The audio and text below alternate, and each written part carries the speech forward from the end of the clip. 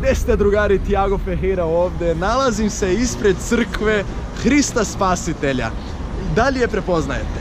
Ovo je jedna vrlo lepa crkva, tačno u gradu Banja Luci, u glavnom gradu Republike Srpske.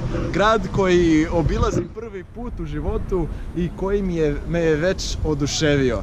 Zaista ovako lepo vreme, sve izgleda lepo, sve prijatno, dobri ljudi. Već sam razgovarao sa nekim od njih. U potrazi sam za najboljim ćevapima na svetu. Već sam pitao neke lokalce gdje se nalaze ti ćevapi, gdje mogu da ih pronađem. Nadam se da ću ih pronaći. A za ono što su rekli da u Banja Luci ima najlepše žene, to neću komentarisati, imam devojku, molim vas, neću komentarisati, ali moram reći da sam se oduševio. Banja Luka je pun pogodak.